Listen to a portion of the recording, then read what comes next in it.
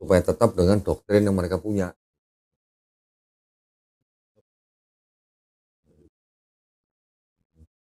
Roti dengan anggur itu. Iya. Padahal di Alkitab kan ada tidak boleh makan memabukkan yang anggur itu. Tapi Iya. kenapa masih dipakai dengan itu ya kok ya? Itu nih, produk nih. Ya, udah banyak video-video yang tentang Dodi juga udah banyak. Ada satu video yang Kodondi cuman masih mengganjal di saya kok. Boleh. Waktu Kodondi ada tamu yang bilang ketika kita masuk Muslim menjadi Islam ya. Dan orang tua kita belum menjadi Muslim bukan Islam, ketika beliau wafat, orang tua kita wafat, kita tidak bisa mendoakan beliau. Kodondi bilang hanya bisa memberi rahmat, nggak salah. Bukan kita yang memberi rahmat. Rahmat itu hanya berasal dari yang menciptakan kita. Itu kalau kita mendoakan beliau ketika udah wafat, kita berdosa. Kenapa kita nggak bisa mendoakan?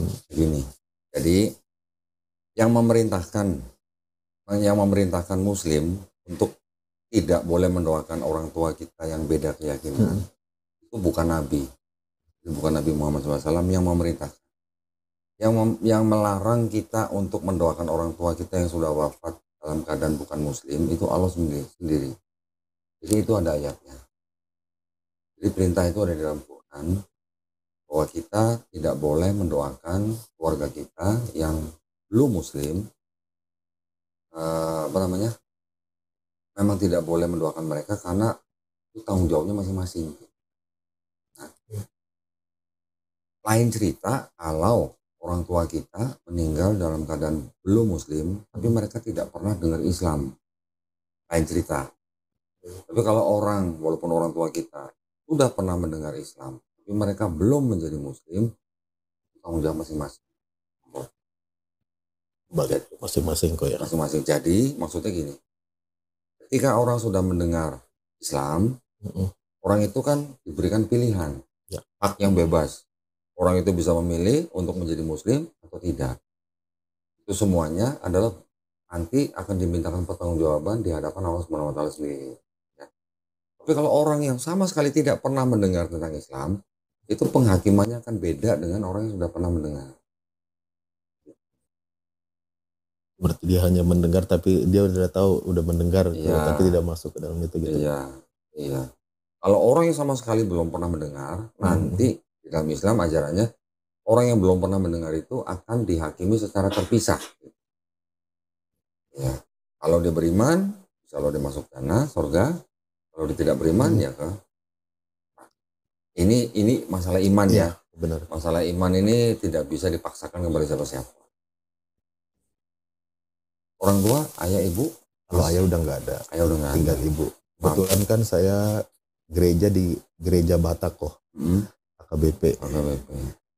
Dan yang dari awal sampai akhir ketika kita ikuti kebaktian itu nggak seperti kayak mungkin sekarang di gereja karismatik Betel segala macam. Kan itu cuma ada di buku pedoman itu kok. Dalam satu kultur semua, jadi hari ini misalnya kayak Paskah, semua gereja KBP juga Paskah. Maksud saya, apakah buku pedoman yang diberikan setiap gereja itu yang harus dijalani setiap minggu itu berarti kan sudah mereka yang ngatur gitu kok, yang harus kita lakukan. Betul. Gitu. Maksudnya karena mama juga kebetulan misionaris kok.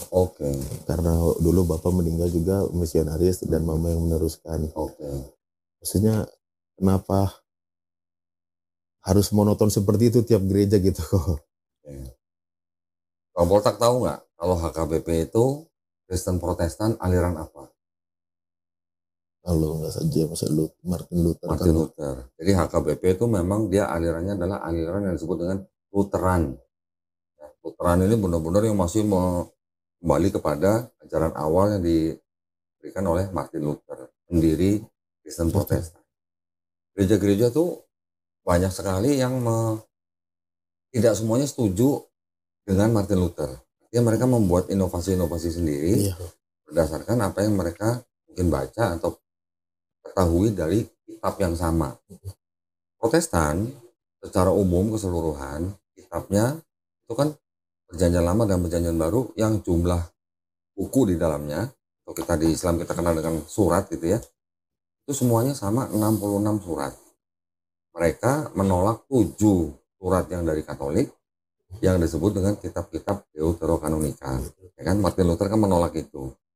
Ketika Martin Luther menerjemahkan ulang Bible, dia menolak yang 7 itu karena dianggap itu bukan firman Tuhan, itu hanya kisah sejarah gitulah. Nah, maksud saya ketika Martin Luther sudah menciptakan Kristen Protestan, nanti di bawahnya nanti ada lagi perbedaan-perbedaan pandangan dari satu kitab yang dibuat oleh Martin Luther sendiri. Padahal ada yang mengedepankan tentang kudus, ada yang mengedepankan nanti tentang predestinasi gitu-gitu. Itu yang menimbulkan pecahan-pecahan. Contoh, tadi kan HKBP Lutheran. Nanti ada lagi Kristen Anglikan. Anglikan juga dibawa Protestan nih sebenarnya nih. Cuman Anglikan ini gara-garanya hanya Raja Henry ke-8 dari Inggris punya istri lebih dari satu. Salah satunya mandul. Dia ingin menceraikan istri yang mandul ini. Dia awalnya dia minta izin ke gereja Roma, ditolak oleh Roma. Nggak boleh diceraikan gitu. Walaupun istrinya banyak nih. Gara-gara itu dia pisah dari Roma dan ikut di bawah Protestan. Nanti ada lagi gereja yang namanya Calvinis, ikuti orang yang namanya Calvin. Dia disebut juga reformis gitulah. Dia mengedepankan yang namanya predestinasi. Sebenarnya kurang lebih sama, cuman beda-beda apa yang dikedepankan gitu. Nanti ada lagi gereja Baptis, gereja Anabaptis, sampai nanti ada yang Advent dan segala macam. Ini semua di bawah. Nah, itu memang sempat berkembang ketika ada suatu peristiwa di Amerika, orang-orang yang menetap di benua Amerika ini kan makin lama makin banyak. Ketika makin banyak ini yang disebut dengan aliran atau disebut dengan gerakan Post Awakening, gitu. Gerakan kemunculan Kristen banyak di Amerika. Nanti ada lagi Second Great Awakening, abad berapa gitu. Jadi Protestan memang berkembangnya begitu kurang lebih. Nah kalau tadi Bang Poltak nanya, apakah yang harus diikuti oleh jemaat itu yang ada di dalam buku mingguan mereka? Yang ada di dalam buku mingguan itu adalah apa yang mereka pahami dari doktrin yang mereka terima dari gereja-gereja sebelumnya, supaya itu menjadi panduan jemaat, supaya tidak kemana-mana gitu. Supaya tetap dengan doktrin yang mereka punya.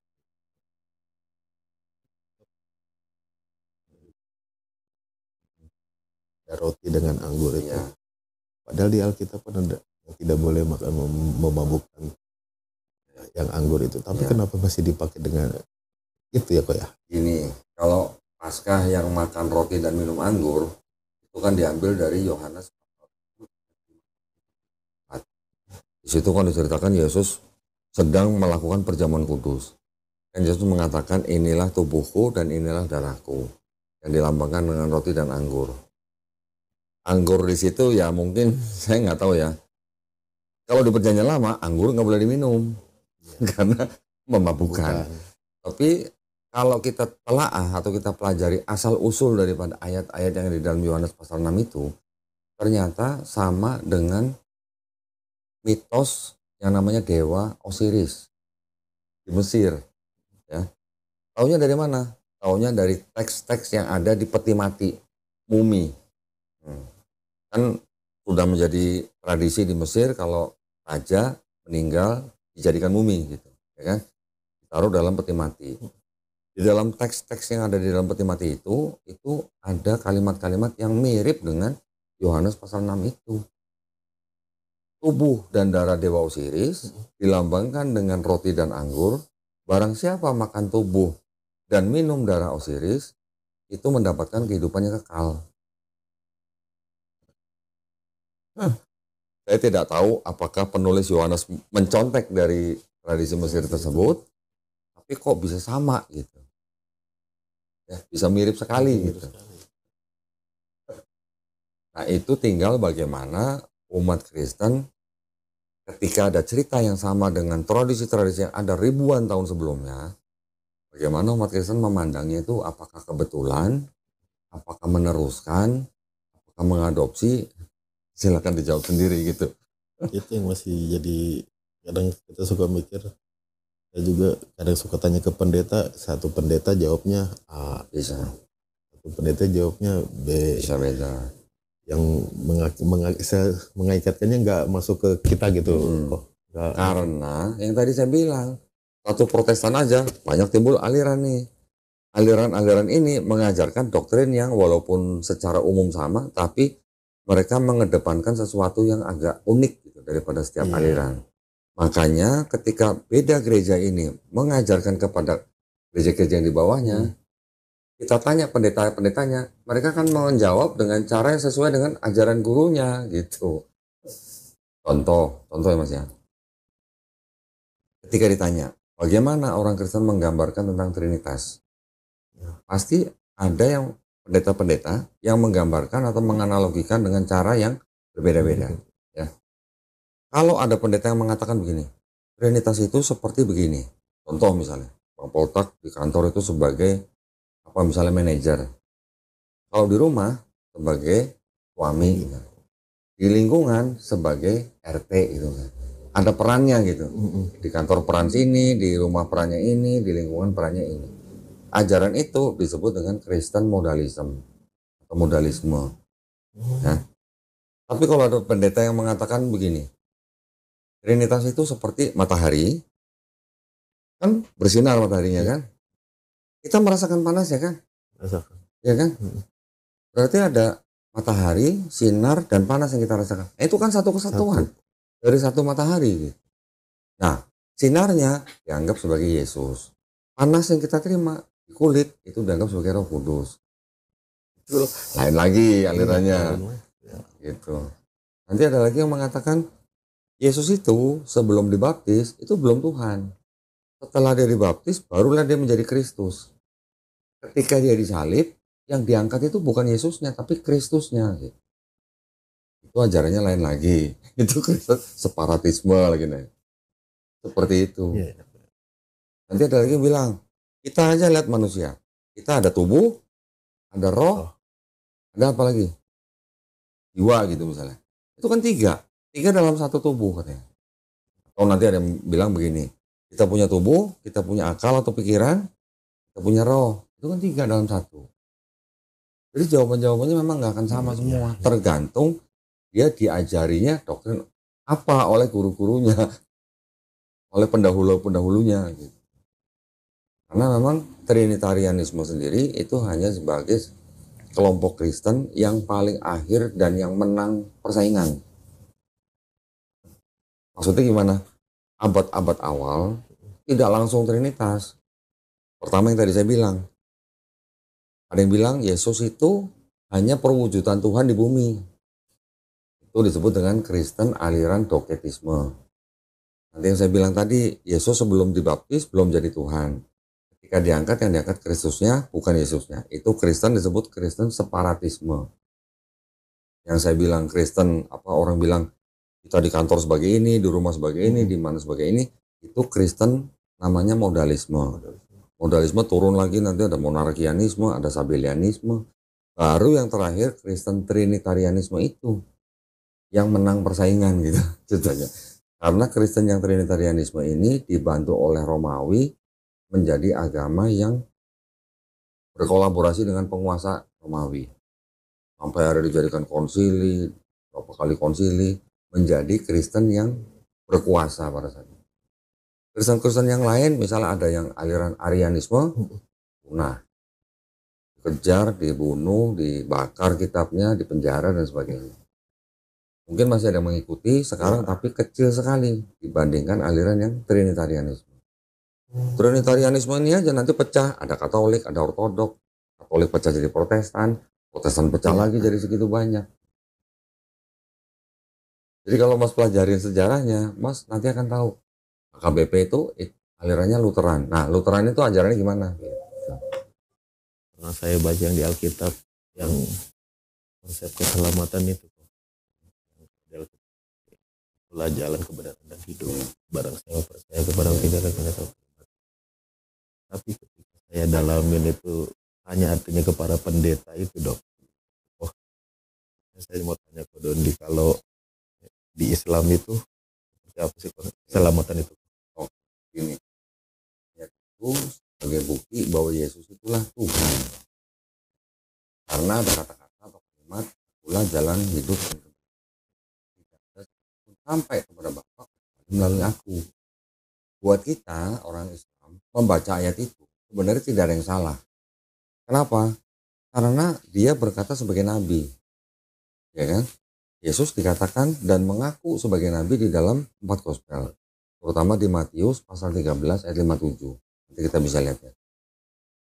Seorang nabi itu ya dia memang jalan untuk ke Bapa. Atau Bapa ini kita anggap sebagai Tuhan yang Maha Esa ya.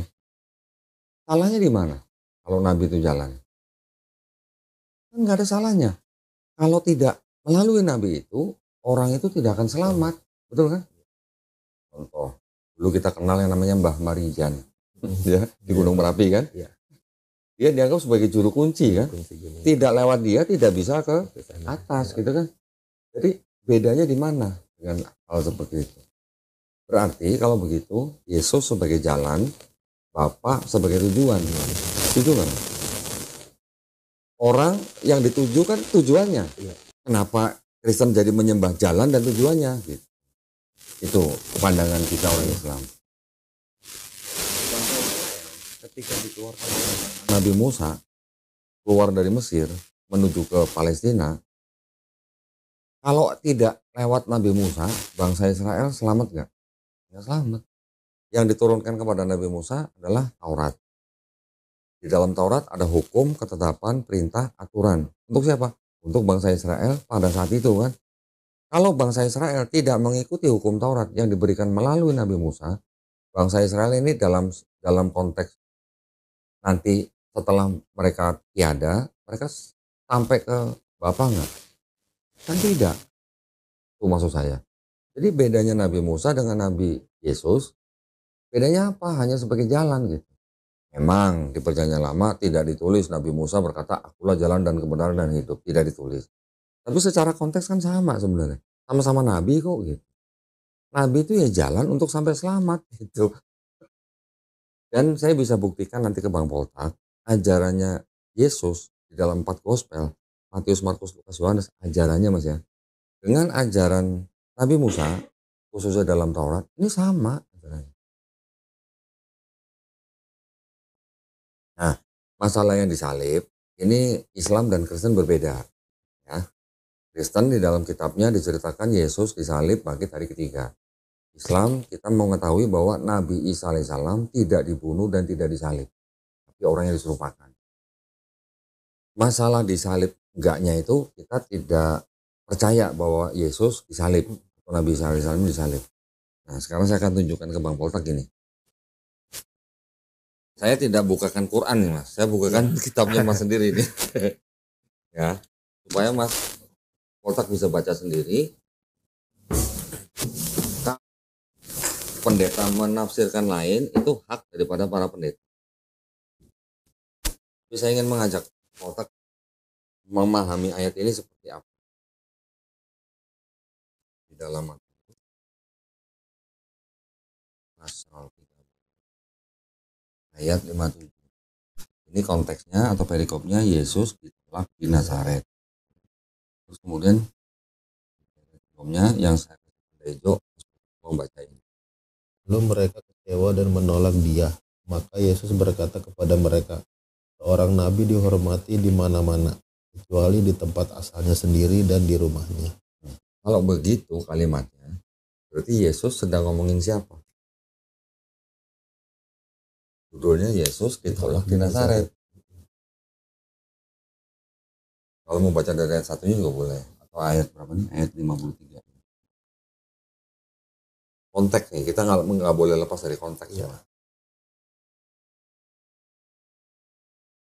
Berarti sama yang tadi kau bilang ya, Kristen yang di tempat kerja dia manajer, di rumah dia seorang suami, di lingkungan dia sebagai RT. Ya. Bisa dibilang seperti itu. Sebenarnya sih kurang masuk konteksnya, tapi di dalam perikop ini kan Yesus ditolak di Nazaret. Kemudian dia menjawab, seorang nabi dihormati di mana-mana kecuali di rumahnya sendiri. Ketika Yesus yang ditolak, berarti Yesus ngomong begini, Yesus lagi ngomongin siapa? Dirinya sendiri. Dia sendiri. Berarti kalau begitu boleh nggak saya katakan bahwa Yesus sebenarnya ngakunya nabi? Boleh nggak? Kalau nggak ada kata-kata nabi, saya nggak akan ngomong begitu. Ya. Terus kemudian gini, saya akan buktikan ke Mas Polta. Yesus ditanya oleh ahli-ahli Taurat dan orang Farisi, hukum apa yang terutama? Jawab oleh Yesus apa? Jawab Yesus, hukum yang terutama ialah dengarlah hai orang Israel, Tuhan Allah kita, Tuhan itu Esa. Ayat ini sama dengan ajaran Nabi Musa di dalam Ulangan. Ulangan pasal 6 ayat 4. Ini dianggap sebagai ajaran Nabi Musa. Dengarlah hai orang Israel, Tuhan itu Allah kita, Tuhan itu Esa. Sama nggak Mas? Sama. Ajaran Nabi Musa dengan ajaran Nabi Isa atau Yesus sama. Bahasa Ibrani itu begini. Emang Israel, Adonai Elohenu, Adonai Ehad. Adonai Elohenu, Adonai Ehad. Adonai itu Tuhan. Elohenu itu kita sebutnya, orang Islam sebutnya Allah gitu lah. Itu Ehad. Orang Islam bicaranya apa? Qul huwallahu ahad. Ini hanya masalah bahasa nih. Penerjemahnya mungkin masih belum begitu tepat dengan istilah-istilah orang Islam, tapi pengertiannya sama. Sekarang sebagai ajaran Nabi Musa ngomongnya begini Mas.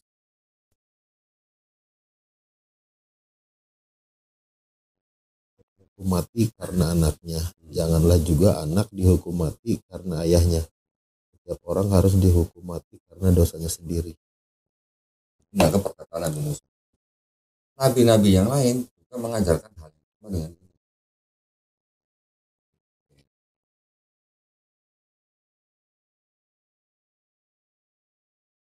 Ini sebenarnya jelas banget.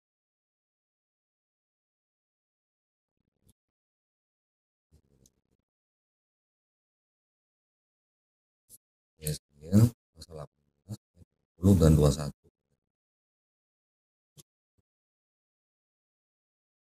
Orang yang berbuat dosa itu yang harus mati. Anak tidak akan turut menanggung kesalahan ayahnya, dan ayah tidak akan turut menanggung kesalahan anaknya. Orang benar akan menerima berkat kebenarannya, dan kefasikan orang fasik akan tertanggung atasnya. Terus 21-nya. Tapi jikalau orang fasik bertobat dari segala dosa yang dilakukannya, dan berpegang pada segala ketetapanku, serta melakukan keadilan dan kebenaran, dia pasti hidup, tidak akan mati. Hidup itu maksudnya apa? Berarti kan masuk surga. Orang fasik itu maksudnya apa? Orang yang berbuat dosa dan terus-menerus disebut orang fasik. Jadi untuk selamat kan cukup bertobat. Nabi Yesaya mengajarinya gini Mas. Saya mengajarkan begini. Basuhlah, bersihkanlah dirimu, jauhkanlah perbuatan-perbuatanmu yang jahat dari depan mataku. Berhentilah berbuat jahat, belajarlah berbuat baik, usahakanlah keadilan, kendalikanlah orang kejam, belahlah hak anak-anak yatim, perjuangkanlah perkara janda-janda. Marilah baiklah kita berperkara, sekalipun dosamu merah seperti permizi menjadi putih seperti salju, sekalipun warna merah seperti kain kesumba menjadi putih seperti bulu domba. Sini ada tulisan firman Tuhan loh ya. Baiklah mari kita berperkara firman Tuhan. Judulnya di sini apa Mas? Bertobat lebih baik dari persembahkan korban. Jadi perjanjian lama konsep keselamatannya tidak ada konsep anak nanggung dosa ayahnya, ayah nanggung dosa anaknya, nggak ada. Yang berbuat dosa itu yang mati, yang bertobat itu yang hidup. Sama dengan ini kan? Jadi walaupun dosa orang itu semerah kirmizi atau semerah kain kesumba, bisa jadi putih seperti salju atau bulu domba. Berarti sebanyak apapun dosa, insya insya Allah diampuni gitu lah. Ya, ibaratnya gitu. Konsep keselamatan di dalam perjanjian lama. Yesus ngajarinya gimana mas? Nah, kita lihat Yesus ya. Kita lihat ajaran Yesus ya. Matius 18. Ini kita belum bicara penyalipan dulu ya mas ya. Matius 18. Ini apa? Siapa yang terbesar dalam kerajaan surga? Yesus ditanya nih sama murid-muridnya. Yesus jawabnya gini. Ayat 3. Lalu berkata, aku berkata kepadamu, sesungguhnya jika kamu tidak bertobat dan menjadi seperti anak kecil ini, kamu tidak akan masuk ke dalam kerajaan sorga. Nah, ini dianggap perkataan Yesus. Kalau mau masuk kerajaan sorga, ngapain mas? Bertobat. Cukup bertobat kan? Begitu. Itulah, jadi unsur adat tradisi itu masih sangat-sangat tinggi. Kalau di Jawa lain lagi, satu keluarga bisa beda-beda agama.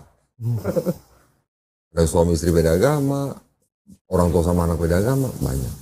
Bahkan di Pulau K, pernah dengar mas Pulau K? Belum. Di Papua sana? Pernah dengar ya? Oke, iya. Klan K itu kan sangat populer lah. Di sana mas, misalnya contoh, kan ada kayak semacam geng-gengan gitu lah. Geng ini, ketua gengnya Kristen, tapi dia punya anak buah Islam, nggak ada masalah. Yang geng ini, ketua gengnya Muslim, punya anak buah Kristen juga nggak ada masalah. Gitu. Karena satu keluarga tuh saudara semua. Misalnya keluarganya Muslim, punya anak beda-beda agama pun nggak masalah. Tapi kalau anak pertamanya Muslim, kemudian anak pertamanya meninggal dunia, yang anak keduanya, kalau dia anak keduanya Muslim, dia harus menggantikan anak pertamanya sesuai agamanya. Contoh kalau misalnya anak pertama Kristen, adanya Islam, yang Islam harus menggantikan kakaknya dan dia harus pindah Kristen. Ada begitu.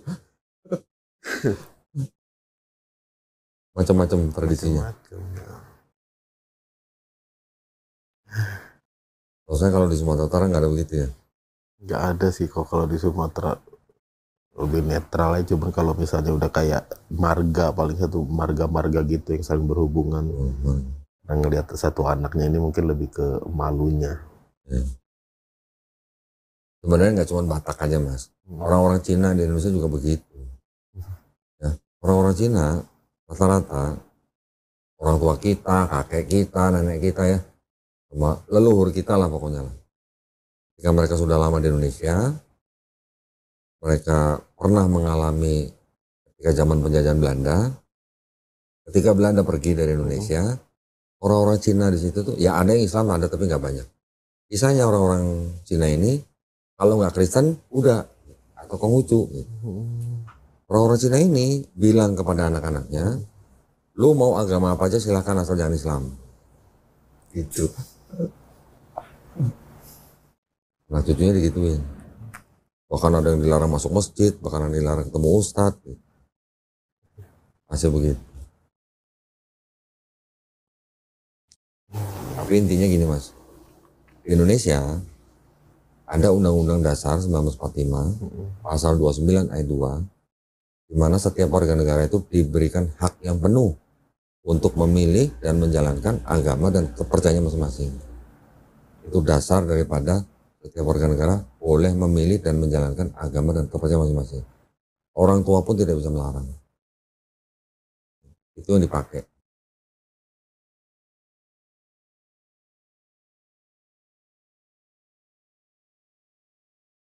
Ada pertanyaan? Sudah? Udah terjawab semua kok. Terjawab. Oh, masa nubuat-nubuat atau enggak? Itu panjang maksudnya. Ya tunjukin aja contoh ya, contoh paling kecil ya. Bedanya terjemahan orang Yahudi dan terjemahan orang Kristen. Bedanya. Ini kan kitabnya orang Yahudi nih. Kita mulai dari Kejadian aja nih mas. Nah, Kejadian pasal 1 dan 2. Pasal 1 ayat 1 dan 2.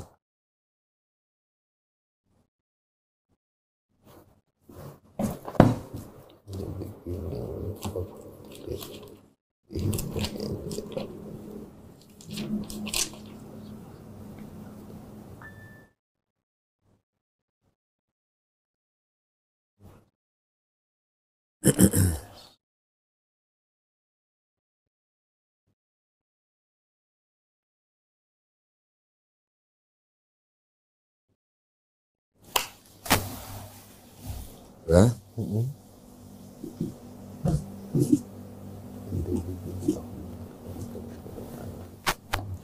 Mas bandingin dengan terjemahan Kristen yang bahasa Inggris. Ini kan sama-sama Inggris nih. Ini yang saya kasih garis merah nih. Mas baca yang bahasa Inggrisnya. In the beginning God created the heaven of the earth. The earth was without form and void, and darkness was on the face of the deep, and the Spirit of God was hovering over the face of the waters. And the Spirit of God ya.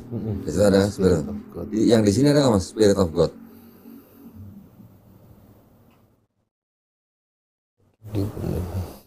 Nggak ada. Nggak ada. Kenapa? Yang orang Yahudi nggak ada Spirit of God, yang Kristen ada Spirit of God. Kenapa? Padahal sama-sama terjemahan. Padahal sama-sama terjemahan nih. Yang ini Kristen, ini Yahudi. Karena Kristen kenalnya apa? Trinitas kan. Apa? Firman, Roh Kudus. Ada Roh Kudus ini. Roh Kudus ini kan dianggap Roh Bapa nih. Di sini ada Spirit of God. Kenapa di sini nggak ada Spirit of God? Di sini sebutnya apa? Divine Presence. Kan? Nih, Divine Presence. Huruf D-nya besar, P-nya besar. Divine Presence ini apa? Kehadiran ilahi. Tapi kalau di sini Spirit of God. Kenapa? Karena ini pahamnya sudah mengarah ke Trinitas. Memang kata yang dipakai untuk roh itu di sini itu menggunakan kata Ibrani ruah. Ruah itu dalam terjemahannya bisa roh, bisa angin, bisa kuasa, bisa kehadiran. Yang Yahudi menerjemahkan sebagai kehadiran, yang Kristen menerjemahkan dengan roh. Kalau orang Yahudi, walaupun mereka mengenal yang namanya roh Allah, tapi mereka tidak menganggap roh Allah itu sebagai entitas yang terpisah dari Tuhan Yang Maha Esa gitu. Bukan entitas yang lain gitu, bukan pribadi yang lain gitu. Tapi lebih mengarah kepada kuasa daripada Tuhan itu. Bedanya di situ.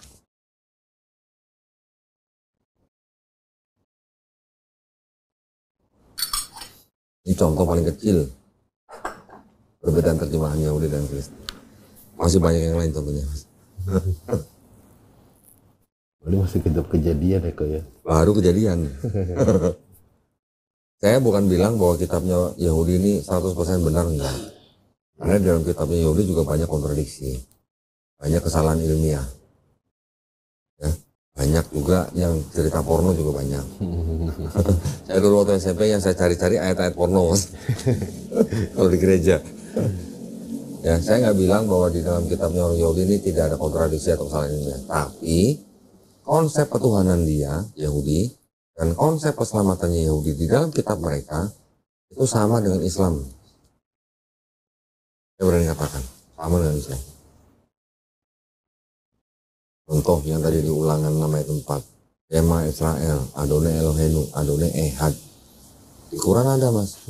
Dalam Quran surat Al-Ikhlas, surat ke-112 ayat pertama. Qul huwallahu ahad. Artinya itu katakanlah, Nabi Muhammad SAW disuruh mengatakan kepada umatnya atau orang Quraisy, katakanlah Allah itu Esa. Kan sama dengan Ehad. Di Islam Ahad. Di sini disebutkan lagi Bilangan 23 ayat 19. Mas bukannya yang bahasa Indonesia nih. Supaya lebih gampang. Bilangan 23 ayat 19.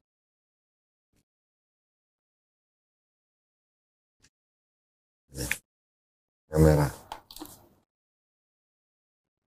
Allah bukanlah manusia sehingga ia berdusta, bukan anak manusia sehingga ia menyesal. Bukan manusia, bukan anak manusia kan? Di Quran surat yang sama tadi, Quran surat Al-Ikhlas, di ayat ketiga dikatakan apa? Lam yalid walam yulad. Tidak diperanakan, tidak memperanakan. Kalau tidak diperanakan dan memperanakan berarti kan bukan manusia dan bukan anak manusia. Gitu. Betul gak? Ada lagi di Keluaran. Kemudian Keluaran ya. pasal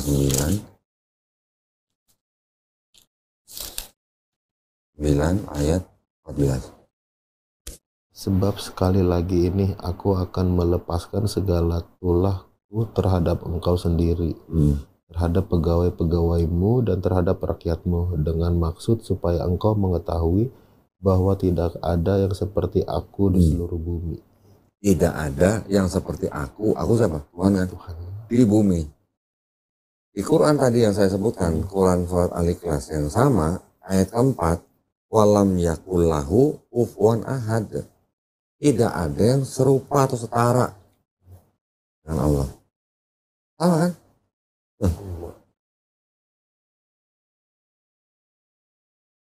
Nah, konsep keselamatannya juga sama. Di Islam, yang masuk surga itu adalah orang yang beriman dan melakukan amal soleh dan yang bertobat. Sama. Ketika tadi Mas Otak baca yang Yesaya 1 ayat 16-18, bertobat, berhenti berbuat jahat, belajar berbuat baik, mengendalikan orang kejam, mengusahakan keadilan, membela hak anak yatim, memperjuangkan perkara janda-janda. Di Islam kita sebut itu dengan amar ma'ruf nahi mungkar gitu. Hanya orang yang bertobat dan beriman dan dia melakukan amal soleh, itu ganjarannya jannah, surga yang ada sungai di bawahnya, segala kenikmatan gitu.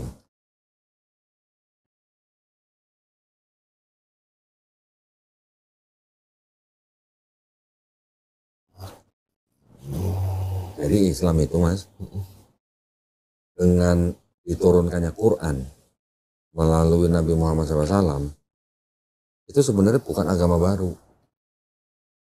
Bukan agama baru. Karena di dalam Quran atau dalam Islam, kita harus beriman kepada kitab-kitab yang sudah diberikan kepada Bani Israel. Kita juga beriman kepada nabi-nabi yang sudah diutus. Termasuk Nabi Yesus. Gitu. Jadi seorang muslim, imannya tidak lengkap atau tidak sempurna kalau dia tidak beriman kepada Nabi Isa, Yesus.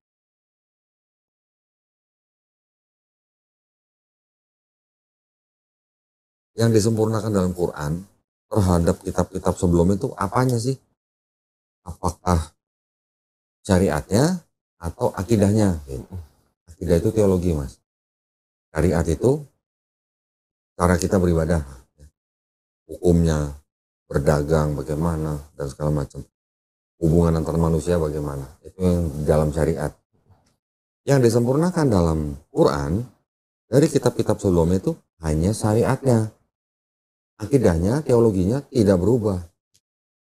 Ajaran Nabi Musa, ajaran Nabi Habakuk, ajaran Nabi Yesaya, ajaran Nabi Yesus, semuanya sama dengan apa yang di Quran. Yang di Quran sebutkan Qul huwallahu ahad. Tidak ada yang namanya Allah punya anak. Yang beda apanya? Syariatnya. Syariatnya itu contoh apa? Di bangsa Israel perjanjian lama ada perpuluhan. Disempurnakan kita sebut dengan zakat. Yang tadi 10% jadi 2,5%. Contoh.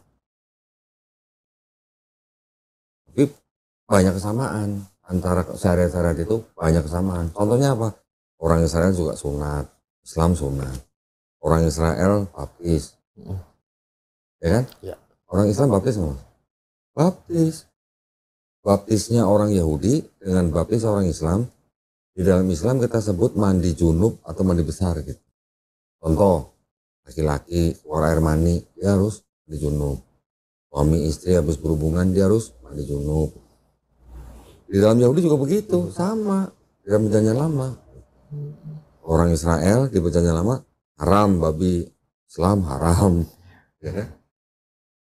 Orang Israel juga kalau mereka misalnya ada kebaktian, laki-laki dan perempuan dipisah, nggak boleh bareng campur, nggak boleh. Islam juga begitu. Wudu ada nggak? Ada. Nabi Musa dan Nabi Harun sebelum masuk kemah perjanjian mereka harus membasuh tangan dan kaki. Orang Islam ada wudu, cuman caranya disempurnakan. Kalau zaman Nabi Musa dan Harun hanya tangan dan kaki, Di Islam ada muka, ada mulut, ada tangan sampai ke siku, ada tangan, kepala dan sebagainya. Itu namanya disempurnakan. Di Israel ada sholat nggak? Ada. Orang Islam juga sholat. Caranya sholat mereka gimana? Sujud. Orang Islam juga sujud. Kejadian 17:3 Abraham sujud. Keluaran 3:48 Nabi Musa sujud. Bilangan 16:22 Nabi Musa dan Nabi Harun sujud. Yosua 5:14 Nabi Yosua sujud. 1 Tawaris 29:20 sama Mazmur 95 ayat 6 Nabi Daud dan umatnya sujud. Nehemia 8 ayat 6 Nabi Esra sujud. Nabi Yesus Matius 26:39 sujud. Nabi Muhammad SAW di Quran surat Al-Hajj ayat ke-77 juga sujud. Sujudnya sama. Kristen sujud nggak mas? Enggak kok, duduk. Ada yang sujud, ada yang enggak. Ya. Tapi yang sujud sedikit. Orang Koptik atau orang Ortodok itu ada yang sujud. Jadi sebagian Kristen ada yang sama dengan yang lama, tapi kebanyakan secara umum tidak sama. Ada yang nggak makan babi, ada apen. Ada yang sunat nggak? Ada, tapi nggak semuanya. Bahkan sedikit lah Kristen yang sunat. Iya. Kan? Jadi kalau begitu kita baca konteks global dari awal sampai ke Islam. Berarti kalau begitu Islam itu karena cara beribadahnya banyak yang sama dengan Israel. Nabi-nabinya juga banyak yang sama dengan Israel. Jadi ini tidak bisa disebut sebagai agama yang baru sebenarnya. Sebenarnya ini agama sudah ada dari zaman Nabi Adam alaihissalam. Ketika sampai ke bangsa Israel diturunkan aturan-aturan dan hukum dan ketetapan kepada Bani Israel sampai kepada Nabi Isa. Semuanya itu hanya khusus untuk bangsa Israel. Tapi ketika Quran diturunkan, yang Taurat, Zabur, Injil itu masih ada di dalam Quran mas. Masih ada. Hukum-hukumnya masih ada. Tapi disempurnakan untuk siapa? Bukan untuk bangsa Israel, tapi untuk semua alam semesta.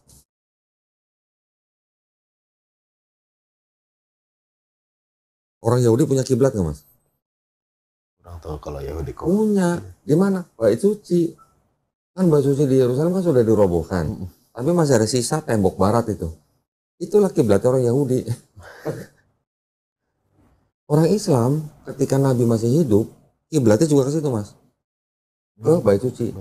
Ya. Nabi dan umatnya pada saat itu pernah kiblat ke bait suci itu. Tapi ketika Nabi sudah hijrah ke Madinah, beberapa saat masih kiblat ke situ, tapi setelah itu dirubah ke Masjidil Haram di Makkah.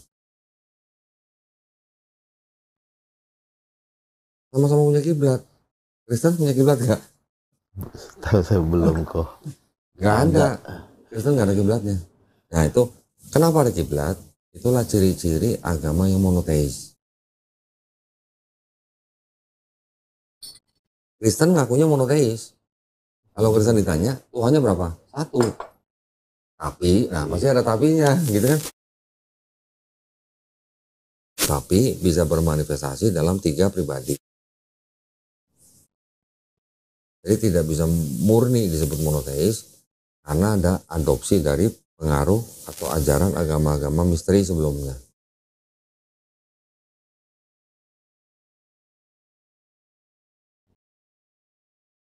Di Quran disebutkan di Quran surat At-Taubah ayat ke-30. Kaum Yahudi menyebut Uzair. Uzair itu kalau di sini Nabi Ezra. Itu putra Allah. Kaum Nasrani menyebut Nabi Isa juga putra Allah. Mereka melakukan itu karena perkataan orang-orang kafir sebelumnya. Siapa nih orang-orang kafir sebelum ini? Bangsa Sumeria menyembah 3 dewa. Bangsa Persia menyembah 3 dewa. Bangsa Babilonia menyembah 3 dewa. Bangsa Mesir menyembah 3 dewa. Bangsa Eropa aja juga ada yang menyembah 3 dewa. Bangsa India menyembah 3 dewa. Tiga semua kan? Kenapa gak ada yang 5? Kenapa gak ada yang 10? Kenapa gak ada yang 15 gitu? Kenapa coba? Kenapa 3 semua? Nah itulah pengaruh orang-orang zaman dulu yang diadopsi oleh Kristen. Tapi dijadikan satu dengan kitabnya orang Yahudi yang monoteisme dijadikan satu dengan ajaran yang politeisme, di combine gitu lah. Jadi monoteisme sama politeisme. Jadi apa mas? Jadi monopoli mas. Itu diakui oleh Bapak Gereja namanya Santo Gregory Nyssa di abad 4. Dia diberi gelar Santo. Dia bilang yang Yahudi menerima bid'ah dari kalangan yang Yunani juga menerima bid'ah dari kalangan Yahudi. Itu di mixture begini. Jadi itu adalah percampuran yang namanya konsesi gitu lah. Kristen itu. Juga banyak ya pengertiannya dia. Banyak. Bahkan ada gereja, bapak-bapak gereja awal yang mengakui bahwa yang tadi Helenisme itu, yang pada mulanya adalah firman bersama-sama Allah dan firman itu adalah Allah, itu diakui berasal dari orang-orang Platonis. Platonis itu orang-orang yang mengikuti ajaran Plato. Pernah dengar Plato? Ada Plato, ada Philo, nanti ada Aristoteles, gitulah, filsuf gitulah, dari Yunani itu. Itu berasal dari Platonis. Buku-buku Platonis diterjemahkan dari bahasa Latin ke bahasa Yunani. Sama dengan tujuannya sama dengan pada mulanya adalah firman ini adalah sama Allah, dan firman itu Allah. Itu yang ngomong begitu namanya Santo Agustinus atau Santo Augustin. Ada bukunya saya. Nanti ada lagi Bapak Gereja Justin Martyr mengatakan begini, bahwa yang kita bicarakan Yesus sebagai guru kita yang lahir dari yang merupakan anak sulung Tuhan, yang lahir tanpa persetubuhan badan, yang mati disalib dan bangkit di hari ketiga, kami menyatakan tidak ada bedanya dengan apa yang kalian orang-orang Romawi sembah sebagai putra-putra Jupiter. Samakan. Ada di bukunya Justin Martyr.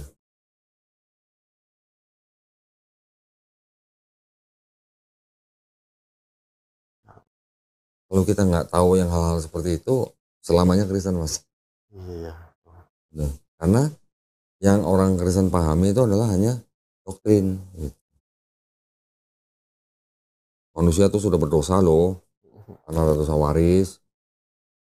Makanya karena udah berdosa tidak bisa bersatu dengan Tuhan, perlu juru selamat. Nah, siapa? Yesus. Kalau sudah terdoktrin begitu mas, terima data dari saya begini. Udah gak nolak ya Pak? Pasti nolak mas.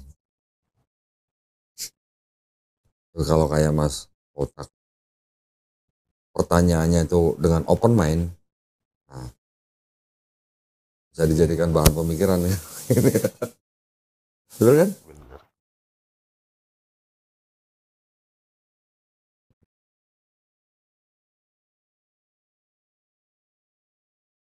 Silakan mas kalau ada pertanyaan. Jangan saya ngomong terus mas.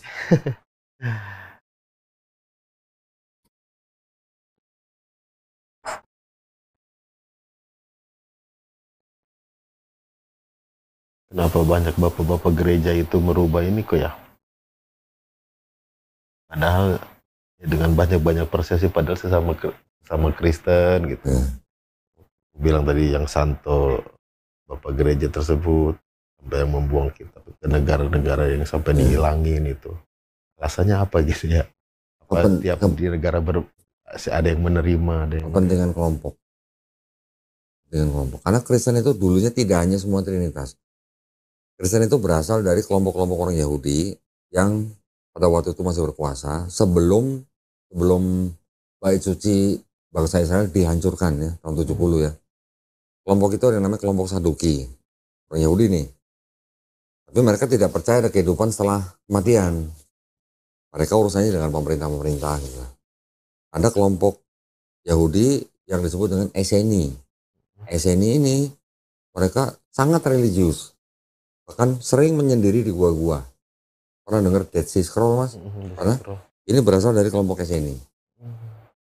Dari kelompok Yahudi yang namanya Zelot. Zelot itu tumbuh karena mereka melakukan perlawanan kepada penjajah Romawi pada saat itu.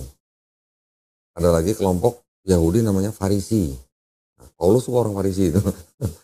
Jadi yang memberikan kontribusi terciptanya agama Kristen itu kelompok Farisi dengan Paulusnya, Zelot dengan Simon, Eseni dengan ajaran tentang malaikat-malaikat gitu misalnya. Yang Saduki enggak, Saduki.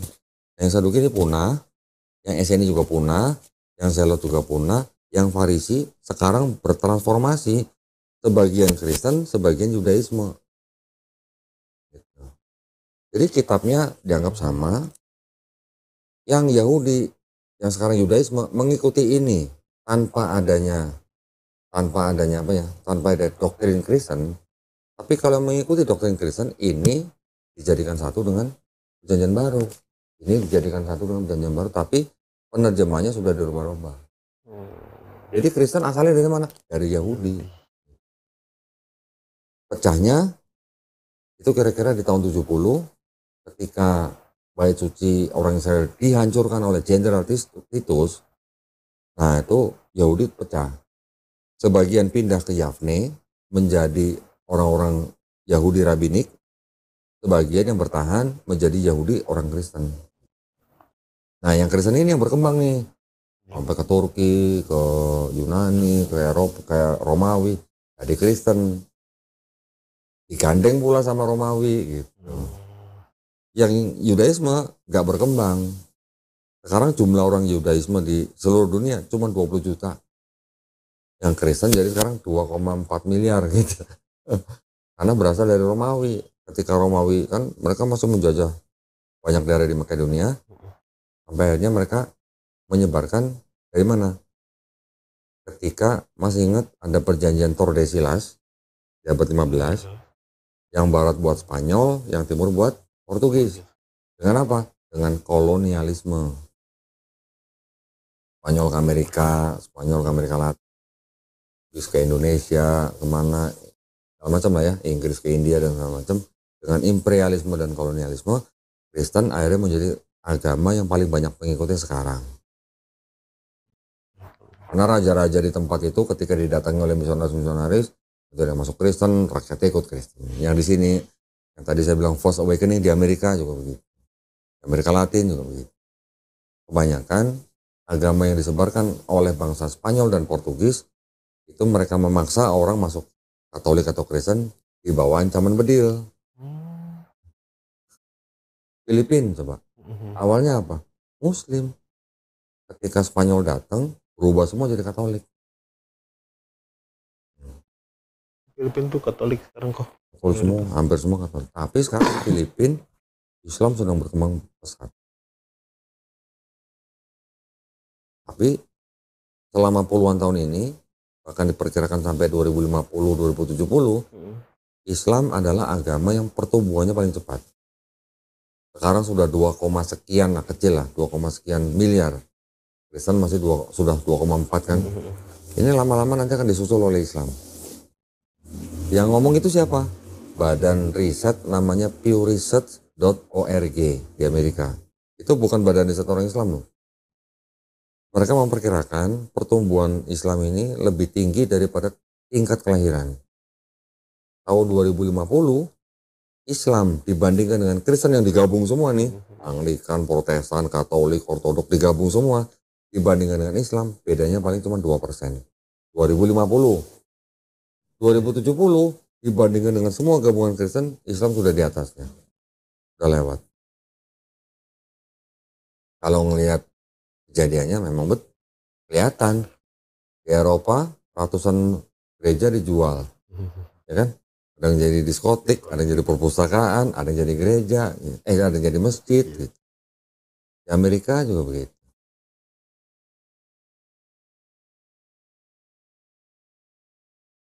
Nah konsepnya memang ya Islam paling logis. Saya nggak bicara pelakunya mas ya. Kalau pelakunya mungkin kita bisa lihat lah. Banyak juga yang mungkin menyimpang. Tapi pendeta-pendeta itu tahu kok dengan ayat Alkitab. Enggak semuanya tahu. Enggak semuanya tahu. Pendeta Budi Asali aja. Saya tunjukin ini. Bapak pernah lihat ini? Enggak. Apa tuh? Septuaginta. Apa tuh Septuaginta? Saya nggak tahu. Nggak tahu. Berarti mereka nggak mencari tahu ya kok? Jadi ada seorang pendeta datang ke sini, ngakunya sudah sekolah tinggi teologi selama 13 tahun. 13 tahun mas. Saya tunjukin ini nggak tahu, saya tunjukin itu nggak tahu. Ini kitab-kitab yang beda-beda begini jadi nggak tahu. Mungkin di teologi itu gak dipelajarin ini deh kayak. Kalau teologi itu kan apa ya? Tidak ya. Trinitas. Lebih dalam ke satu topik. Ya kalau teologi. 13 tahun tapi nggak bisa bahasa Ibrani, nggak bisa bahasa Yunani. Ngapain aja gitu. Saya juga nggak menguasai, tapi saya paling tidak tahu ada apa di dalamnya. Gitu. Tapi mereka jemaatnya itu belajar bahasa itu Roh. Nggak ada yang belajar, ya hanya spontan aja. Spontan. Berarti karena pertama kali masuk gereja yang udah kedua, 3, 4 kali mengikuti. Inovasi aja itu mah. Nggak ada kursusnya mas. Nggak ada sertifikatnya udah pernah kursus bahasa roh gitu. Karena gini, di gereja kan di AKBP juga mungkin sama. Kebaktian kurang lebih kan 2 jam. Jam pertama ngapain? Nyanyi. Puji-pujian kan. Jam kedua baru khotbah. Jam pertama ini yang digunakan oleh gereja untuk mengombang-ambingkan psikologinya. Psikologinya ini kan diombang-ambingkan kan. Pertama nyanyi seneng, kemudian nyanyi sedih, nyanyi seneng lagi, nyanyi sedih lagi. Pas lagi sedih, masukin. Kamu udah berdosa, kamu tapi berharga di mata Allah. Kamu sudah ditebus dosanya. Orang kan psikologinya jadi naik. Ketika orang sudah mulai naik, ya sudah gimana ya? Tahu kan kalau emosi orang sudah tinggi, ya kan udah jadi kayak histeris. Ketika histeris, diajarin ngomong seperti orang ngomong ngeracau gitu. Ya ada yang bisa keluar, ada yang enggak. Gitu. Yang bisa keluar dianggapnya udah dimasukin Roh Kudus. Gitu. Yang nggak bisa keluar ya, oh berarti nggak dijamah Roh Kudus gitu. Padahal itu nggak ada artinya kok ya? Nggak ada artinya. Sekarang kalau si raba-raba artinya apa? Saya belum pernah dengar juga. Sandal lawas ya. Kalau diartikan di orang Jawa, sandal itu sandal lagi. Sandal lawas itu artinya usang gitu. Kayak gitu. Saya pernah kedatangan mantan pendeta GBI datang sini, perempuan. Oh dulu bahasa rohnya jago. Ketika sudah menjadi muslim dia baru cerita. Itu spontanitas. Gitu. Malah saya pernah ketemu seorang mualaf di Bandung. Kerjanya apa? Desainer.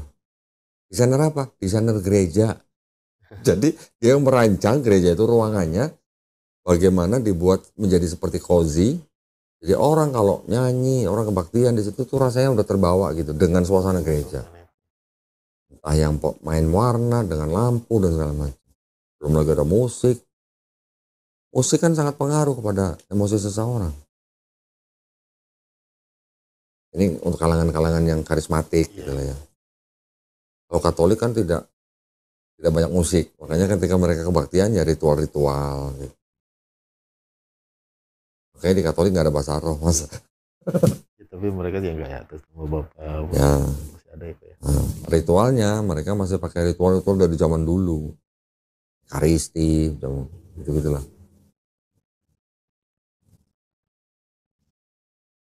Tapi romo-romonya tahu di sini ada ayat yang tidak asli. Tapi enggak. Ya enggak lah. Kalau diajarkan ya bubar jemaatnya.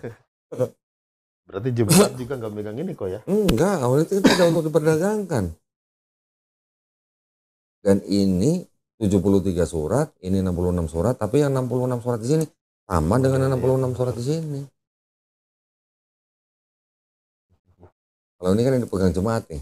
Ke gereja begini. Kalau ini buat belajar pastor. Kalau pastor itu belajar sampai 9 tahun. Udah.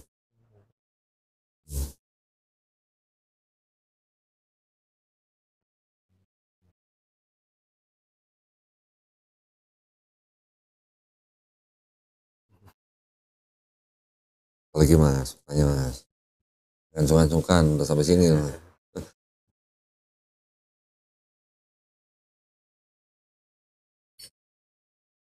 Saya tidak berani menjelekkan agama lain. Saya hanya menunjukkan apa yang ada di dalam kitab-kitab ini. Kalau mau bantah silakan dengan dokumen. jangan serang pribadi gitu. Kalau serang pribadi kan berarti kan nggak pakai ilmu. Gitu.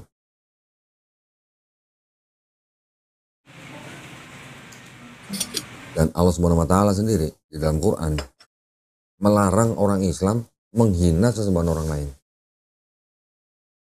Walaupun mereka mau menyembah manusia, menyembah batu, menyembah pohon, kita dilarang menghina sesembahan mereka. Kenapa? Karena mereka kalau dihina sesembahannya, mereka nanti bisa menghina Allah Subhanahu wa taala tanpa pengetahuan. Makanya kita nggak boleh menghina. Kita justru diajarkan apa? Lakum dinukum waliyadin. Gitu. Udah agamamu, agamaku. Juga diajarkan la ikroha fiddin. Tidak ada paksaan dalam agama Islam. Kita tidak boleh maksa orang di luar Islam untuk masuk Islam. Itu nggak boleh. Kita taunya ayat mengatakan inna dina indallahil Islam. Agama yang diridhoi di sisi Allah hanyalah Islam. Berarti di luar Islam itu bukan agama dari Allah gitu. Ya. Yang meninggal di kami kan yang meninggal dengan itu termasuk ajaran Paulus. Saya tidak pernah membaca Paulus. Nah, itu hanyalah tradisi dari dulu. Ya, tradisi dari bangsa Eropa. Kalau Yesus diceritakan di sini kan disalib, Mas. Dikafanin loh, Mas, nggak dimasukin peti loh. Iya. Nah, jadi Yesus disunat. Yesus nggak makan babi, Yesus puasa, Yesus kalau berdoa sujud. Ketika diceritakan Yesus disalib, jenazahnya dikafani. Yesusnya juga baptis. Yesusnya juga akikah, Mas. Akikah tahu nggak? Ketika masih kecil, orang tuanya mengorbankan sepasang hewan buat anaknya. Namanya akikah. Itu dari Lukas tuh pasal 2 tuh. Orang tuanya mempersembahkan sepasang tekukur gitu. Nah sekarang Mas Poltak, saya tanya gini aja. Yang paling gampang nih. Umat beragama apa yang melakukan ini semua? Islam. Kenapa malah Kristen yang tidak melakukan? Itu maksud saya. Berarti kalau begitu, Kristen itu pengikut Yesus atau pengikut Paulus? Kita orang Islam yang laki-laki sunat. Kita nggak boleh makan babi. Kita puasa Ramadan sebulan penuh. Kita doanya sujud. Kita mati dikafanin. Kita dibaptis, mandi besar atau mandi junub. Kita juga akikah.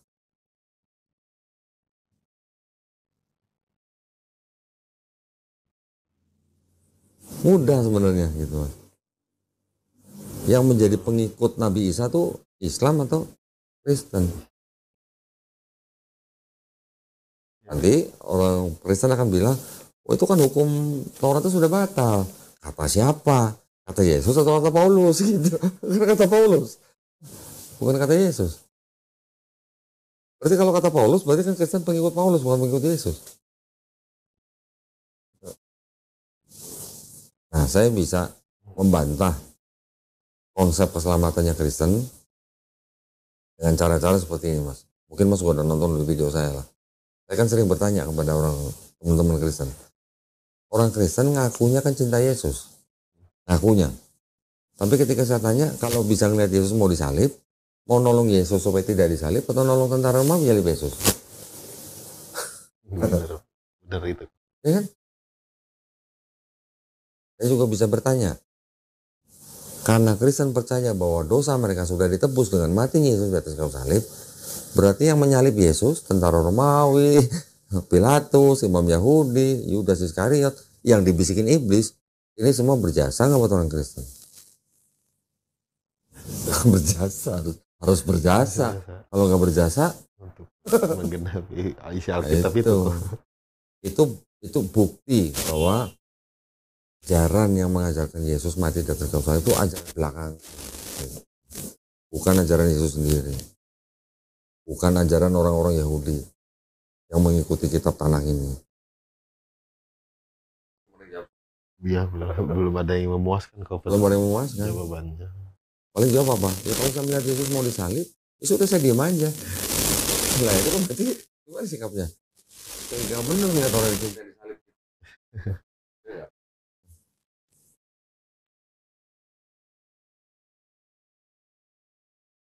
Pernah dong lihat lukisan Maria di bawah salib, pernah kan?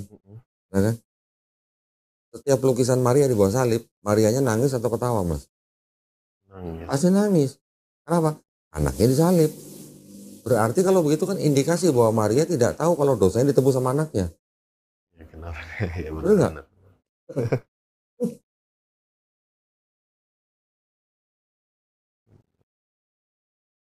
Kenapa patung Yesus itu digambarkan dalam bentuk seperti itu? Kok emang ada caranya bagaimana sih kok? Sebenarnya aslinya nggak begitu, Mas. Aslinya itu benar-benar telanjang bulat. Telanjang bulat. Google aja. Yesus disalib. Ada lukisan-lukisan yang Yesus disalib tanpa sehelai kain pun. Ada. Kelihatan kelaminnya. Bahkan ada yang digantungi di pohon. Bukan di kayu salib yang cross begini. Di pohon ada. Buka aja. Jesus hang on the tree gitu. Nah, bikin patung. Kayak gimana ya? Apa pantas gitu Tuhan? Ya, maksudnya Begitu gitu. Itu maksud saya. Kisah-kisah orang manusia yang disalib, kemudian bangkit hari ketiga, kemudian lahir tanggal 25 Desember. Itu sudah banyak, Mas. Sudah banyak sebelum Yesus. Saya kasih tahu nih. Nah, Bu.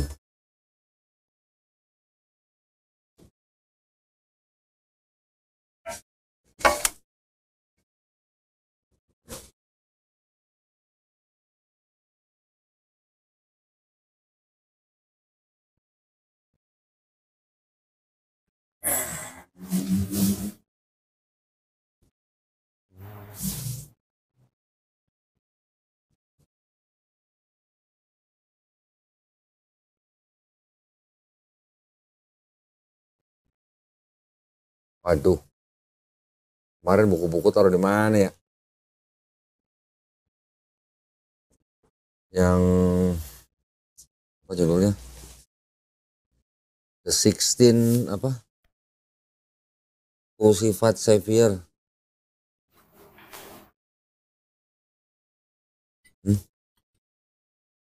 Oh ini. Judulnya apa tuh artinya, Mas? The World 16 Crucified Savior, Christianity Before Christ.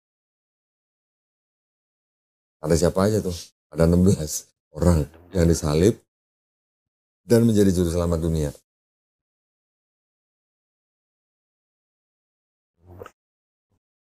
Ini buku heboh ini dulu. Orang Kristen banyak beli satan. Baru. Karena memang gini, Mas. Yang namanya cerita-cerita walaupun disebut mitos, itu banyak yang mirip sekali dengan Kristen. Krishna salib. Lahir 25 Desember. Horus sama juga. Banyak yang lain. Jadi Kristen itu konsepnya campuran gitu. Konsep Helenismenya masuk. Nanti yang Tuhan tiga dewa masuk. Konsep disalib dan bangkit hari ketiga masuk. Yang 25 Desember masuk. Mas pernah baca nggak Yesus lahir 25 Desember ini? Belum pernah. Ada. Dari mana?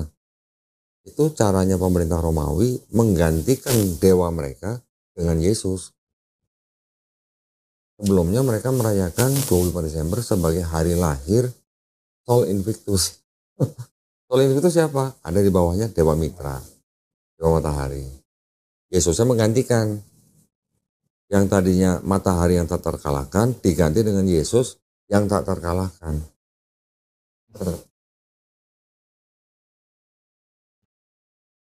Masuk yang di lambang gitu. Yang di belakang sini ada lambang bulat kan? Itu tadinya lambang Dewa Matahari. Ada artinya juga. Paskah coba. Di sini ada bicara Paskah nggak kitab Yahudi? Ada. Disebutnya Pesach. Ya. Kalau orang Kristen bilang Easter atau Paskah, di sini disebut Pesach. Tapi maksudnya orang Yahudi bicara Pesach itu adalah merayakan keluarnya bangsa Israel dari Mesir. Tapi kalau Paskahnya Kristen merayakan bangkitnya Yesus dari kematian, dari kubur. Gitu. Kan beda maknanya. Sedangkan kalau di sini malah Allah apa ya? Mengutuk orang-orang yang bawa pulang pohon dihiasi gitu. Di sini ada di Yeremia. Lah kok malah Kristen melakukan itu gitu, tapi menggunakan kitab yang ini gitu.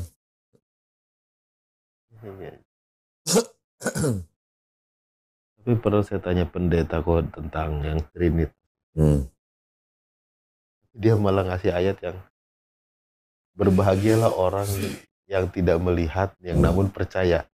Itu adalah jawaban yang desperate. Iya gitu, itu maksudnya gimana ya cara? Berarti artinya imani saja. Betul nggak? Karena dia nggak punya jawaban lain. Artinya imani saja. Jadi bedanya kalau di Islam sama Kristen, Mas. Kalau di Islam, orang harus menggunakan akalnya dulu baru beriman. Tapi kalau di Kristen, harus beriman dulu, baru akalnya ngikutin iman. Gitu. Bedanya di situ. Ada seorang pendeta datang sini. Ngomongnya apa? Pak Doni harus selamat dulu, baru belajar. Jadi masuk surga dulu, baru belajar, kata gitu. Nah sekarang kalau kita mau sekolah, mau kuliah, apa kita nggak mempelajari nih kampusnya nih kampus apa, akreditasinya bagaimana, lulusannya bagaimana, kan harus mencari tahu dulu, baru kita daftar. Kalau kata pendeta jangan, masuk surga dulu baru belajar. Saya kasih lihat ini Mas, saya suruh baca ini pendetanya, Pak baca ini. Oh apa itu bukan kitab saya katanya, saya nggak mau terima itu sesat katanya. Ada 66 kitabnya orang Protestan, sama dengan 66 kitab di sini. Cuman bedanya ini nggak ada apa catatan kaki, di sini ada catatan kaki. Itu orang timur kok ya? Orang timur. Orang timur. Dari Pulau K itu dia. Loh, kalau saya tidak menargetkan siapa-siapa atau pendeta, saya tidak menargetkan untuk masuk Islam, tidak. Saya hanya memberitahukan apa yang ada di dalam kitab mereka. Tujuannya apa? Supaya orang Islam yang nonton video saya, imannya dan akidahnya tambah kuat. Supaya tidak mudah dimurtadkan. Kalau ada orang-orang Kristen yang menonton video saya, kemudian masuk Islam, buat saya itu bonus, Mas. Bukan saya yang mengislamkan mereka. Karena kita orang Islam percaya bahwa hidayah itu hanya milik Allah Subhanahu wa taala. Bukan manusia yang bisa memberikan hidayah. Yang bisa membolak-balikan hati manusia, Mas Poltak, itu bukan saya, Allah Subhanahu wa taala. Jadi ketika ada seseorang bukan Islam, dia sampai masuk Islam, berarti orang itu diizinkan masuk Islam sama Allah Subhanahu wa taala. Diizinkan loh. Saya ngomongnya begini karena apa? Di Quran disebutkan ketika Allah Subhanahu wa taala mengizinkan orang untuk masuk Islam atau beriman, Allah Subhanahu wa taala akan menjadikan orang itu dadanya lapang untuk apa? Untuk belajar Islam. Tapi ketika Allah Subhanahu wa taala mengizinkan orang itu untuk tersesat atau tidak beriman, Allah Subhanahu wa taala akan membuat orang itu dadanya sesak dan sempit seperti mendaki langit. Quran surat Al-An'am ayat 125. Bayangin Mas, abad ke-7 ada kata-kata orang dadanya bisa sesak dan sempit seperti mendaki langit. Abad itu ada nggak orang yang tahu bahwa semakin kita ke atas, oksigen makin tipis, kita manusia semakin susah bernapas. Siapa ilmuwan yang ngomong begituan? Abad ke-7? Belum ada. Abad ke-15 baru ada seorang ilmuwan namanya Pascal. Dia mengatakan semakin tinggi ke atas, oksigen makin tipis. Baru abad 16, 17, 18 itu baru oksigen itu diteliti oleh ilmuwan-ilmuwan. Tapi yang pertama kali ngomong itu Pascal. Dari mana tuh Nabi Muhammad SAW bisa ngomong begitu? Kalau bukan firman Allah SWT. Itu yang membuat saya juga akhirnya memilih Islam. Karena apa? Di dalam Quran banyak sekali ayat-ayat yang berhubungan dengan sains dan terbukti baru sekarang. Gitu. Banyak. Itu kalau mau dipelajarin satu buku itu tebal. Gitu.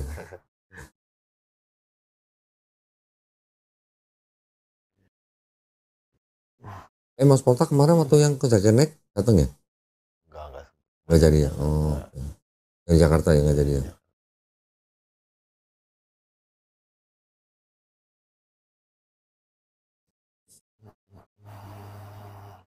Jadi sekali lagi saya bilang, orang yang mau beriman jadi muslim, itu kalau tidak diizinkan Allah SWT, dia tidak akan masuk Islam. Karena kita tahu, Nabi kita, Nabi Muhammad SAW sendiri, dia pun tidak bisa membuat pamannya masuk Islam.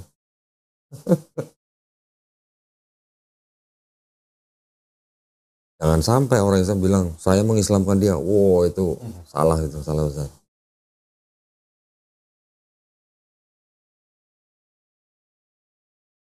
Nah, di Islam tuh ada kita konsep begini, Mas. Setiap manusia, Poltak saya, Mas Poltak sebagai orang dari keturunan Batak, dulu sebelum lahir bisa nggak milih, saya mulai dari orang Batak, itu bisa? Nggak bisa. Kenapa? Jawaban itu ada di Islam. Di Quran disebutkan, di Quran surat Al-A'raf ayat 172, setiap roh dan jiwa kita sebelum lahir jadi manusia sudah berikrar bahwa Tuhan kita adalah Allah SWT. Jadi ketika kita jadi manusia, kita sudah lupa dengan ikrar itu.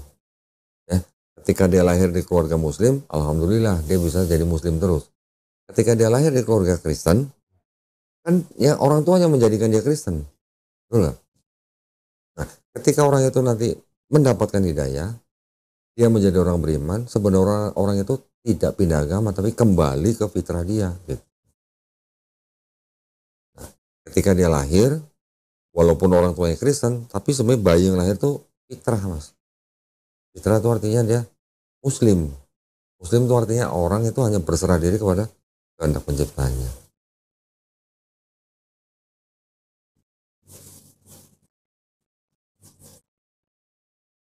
Dan di Islam nggak ada istilah rasis, diskriminasi, nggak ada, Mas.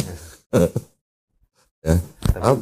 Tapi kalau Tuhan menjadi manusia, mengambil ras tertentu kan, dia nggak mungkin ngambil ras semua orang kan. Entah dia jadi kulit hitam, entah dia jadi kulit putih, atau jadi kulit kuning, kan dia mengambil ras tertentu. Berarti rasis nggak itu kalau gitu?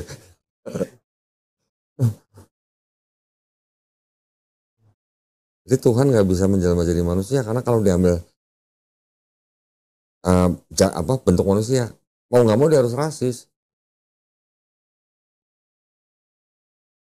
Bener nggak? Dan Tuhan tidak mungkin jadi ciptaan gitu. Sama seperti kita manusia tidak bisa terbang seperti burung karena kita diciptakan dengan kodrat manusia tanpa sayap.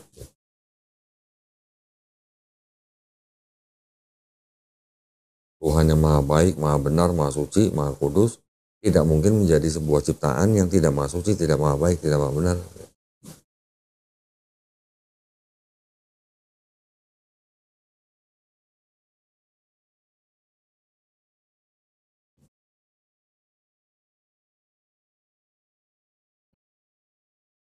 Cukup, ada pertanyaan lagi, Mas? Gimana jadinya?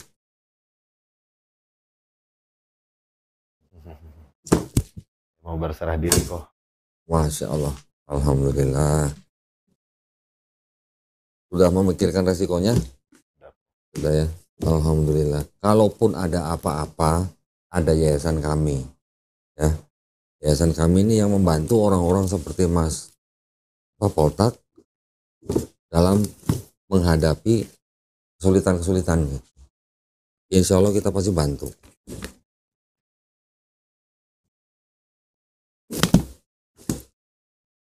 Saya siapin dulu ya. Bentar ya.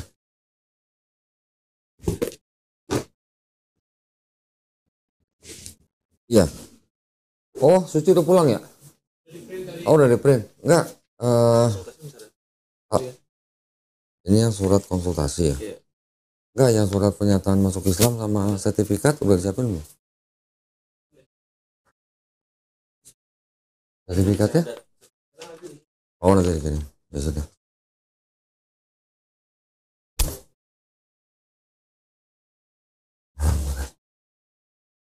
Mas Poltak tolong baca dulu ya, ini untuk yang keperluan konsultasi, ini yang untuk memeluk agama Islam.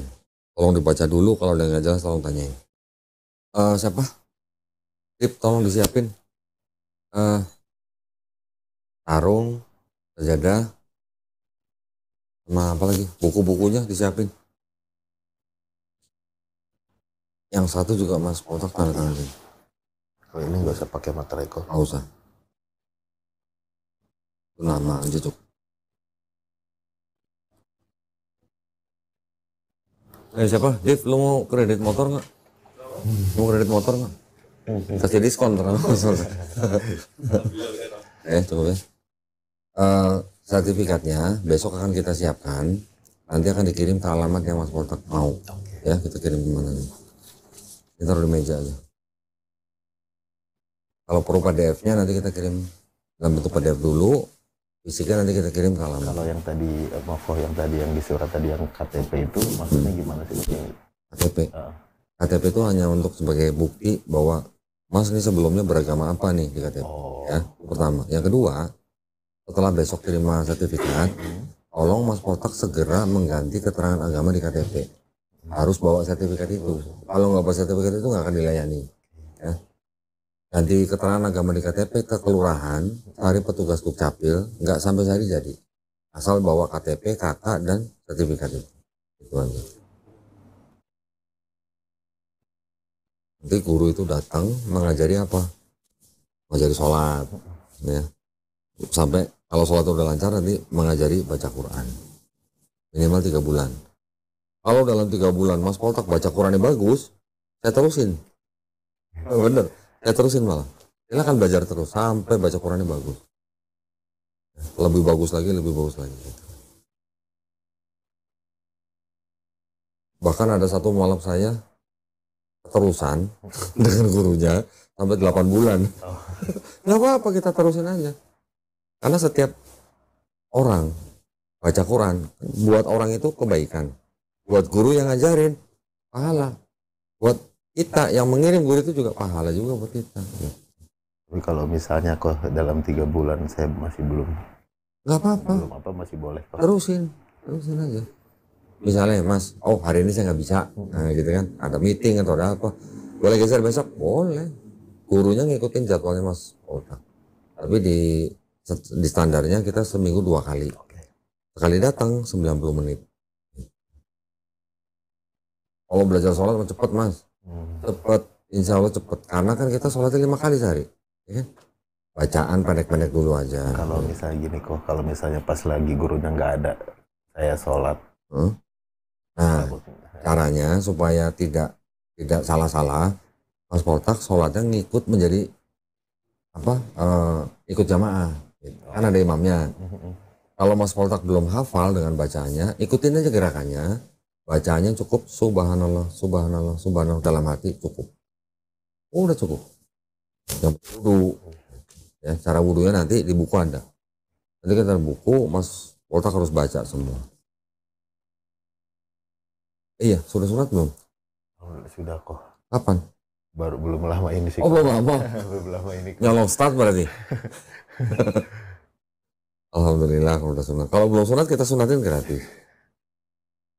Ada kita kerjasama sama klinik dekat sini. Tapi kalau misalnya di sholat lebih cepat, biasanya itu lebih cepat hafal gerakannya atau bacaannya sih kok? Tergantung orangnya. Saya dulu waktu belajar sholat, bacaan sholat itu di print di kertas, terus di kantor saya itu depan kiblat kan dinding. Bacanya saya taruh di dinding. Jadi saya gerakannya hafal, saya baca di situ, cepat bisa. Dan Mas Potak harus berpikirnya begini. Bukan kalau hari ini kita syahadat, besok harus mahir bersolat. Nah, pelan-pelan, step by step. Allah juga tahu lah. Gitu. Allah aja tahu, masa kita terus kalau nggak sholat bagaimana? Enggak. Ada step by step. Jangan buru-buru takut, waduh nanti kalau saya gini, enggak usah. Ya, bukan step by step.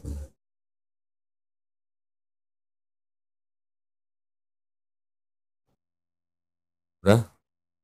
Nanti kalau KTP-nya udah jadi, agamanya udah Islam, tolong KTP-nya difoto, kirim ke Suci, atau Melisa. Boleh. Ya, buat data kita aja. Kenapa kita minta begitu? Kalau ada apa-apa dengan mualaf, kita ini berhak mengurus gitu loh. Itu aja. Banyak kasus orang masuk Islam, KTP-nya nggak ganti, meninggal, ya. Nggak bisa diurus, karena KTP-nya masih Kristen. Itu kalau KTP-nya Islam, orang di sekitar orang Muslim itu fardu kifayah katanya, ya, wajib untuk sekelompok orang untuk mengurus Muslim itu. Orang-orang Islam itu tidak akan rela orang Muslim dikebumikan dengan cara yang bukan Islam. Gitu. Jangan dibawa, jangan dibawa. Gak apa-apa, gak apa-apa. Oke. Pokoknya nanti ada apa-apa jangan sungkan-sungkan komunikasi sama kita itu aja. Oke, sudah siap? Baik. Seperti biasa, saya harus bertanya kepada orang yang mau masuk Islam. Pertanyaan ini pertanyaan standar. Ya. Yang pertama, apakah Mas Poltak Pardosi ya, ini mau masuk Islam atas kemauan sendiri atau ada paksaan dari orang lain? Kemauan sendiri kok. Alhamdulillah. Yang kedua, tadi dengar ceritanya kan mama masih ada. Kalau sampai nanti mamanya tahu, terus kemudian mamanya marah, ya, Mas Poltak boleh menjawab tapi harus dengan cara yang paling lembut. Ya.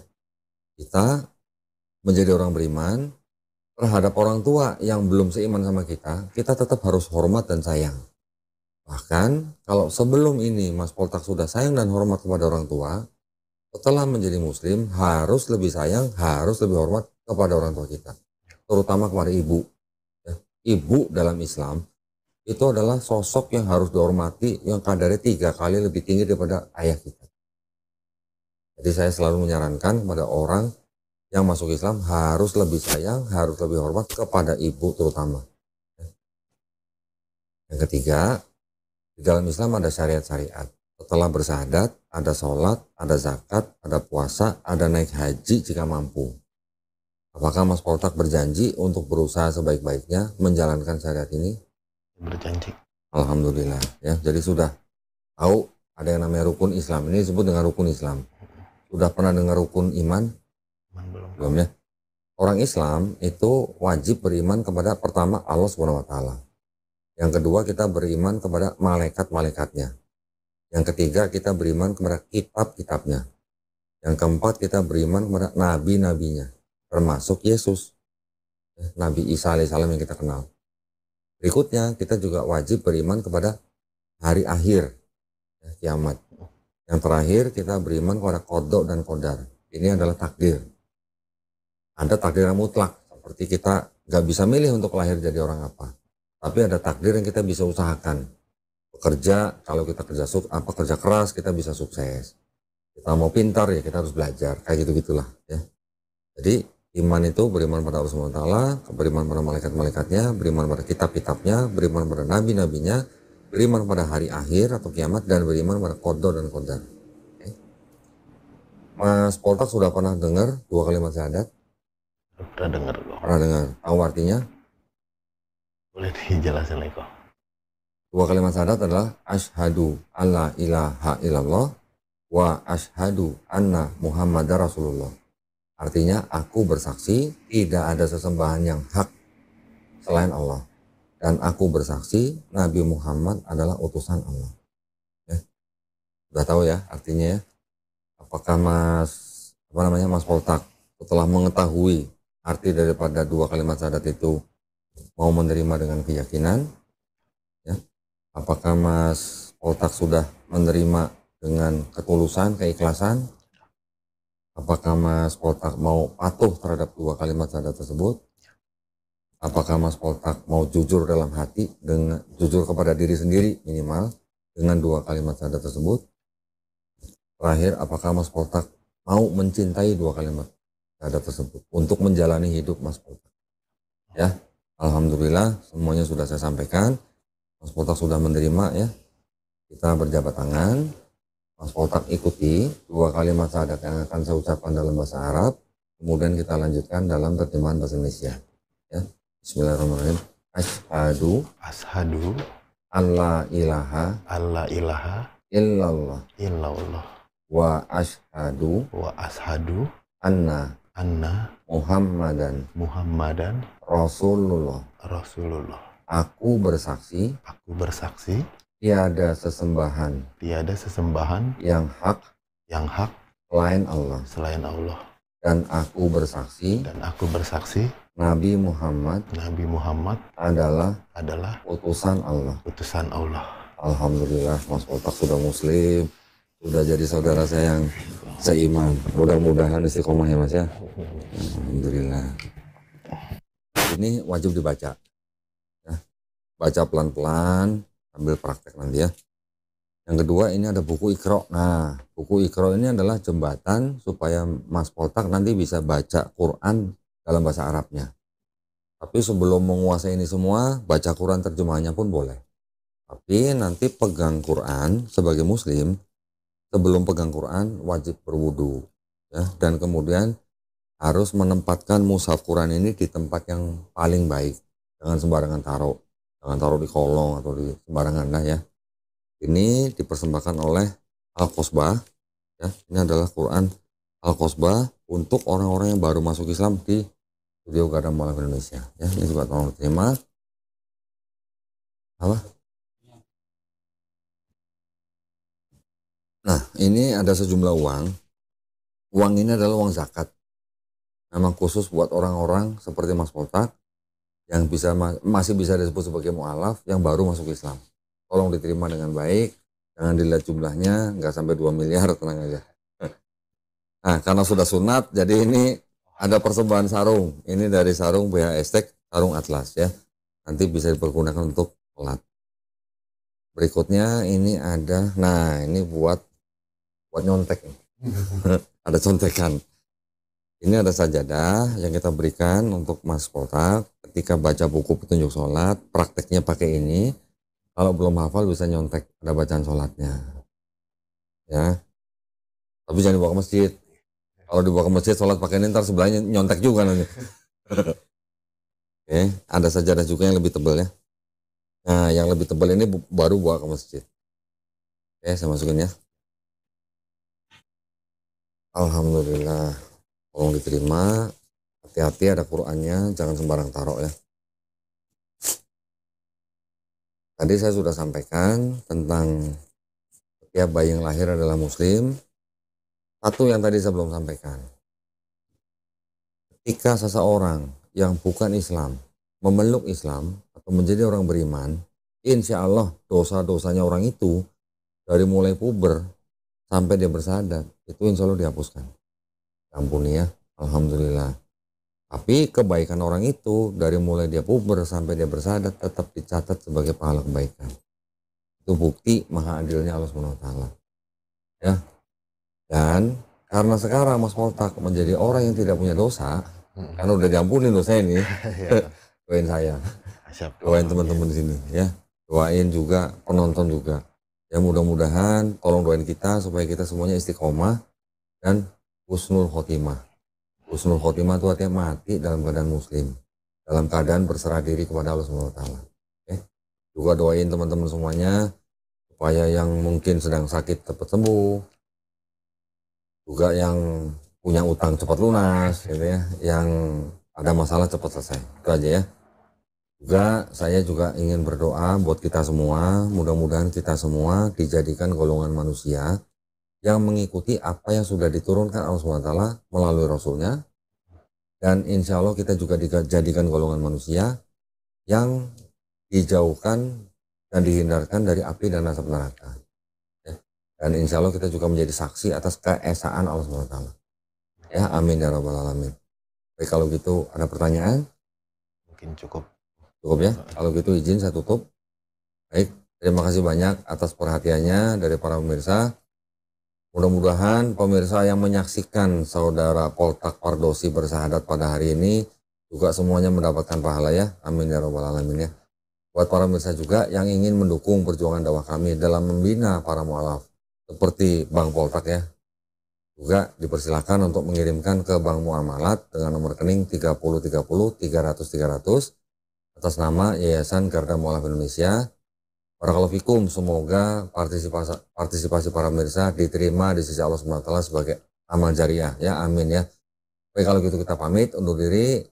Akhir kata, wabillahi taufiq wal hidayah. Wassalamualaikum warahmatullahi wabarakatuh. Sekali lagi selamat ya. Jangan sungkan-sungkan kalau ada apa-apa tanya kita ya. Tanya gurunya kalau nggak bisa jawab tanya kita. Insya Allah ya. Ini tolong diterima. Ya, terima kasih.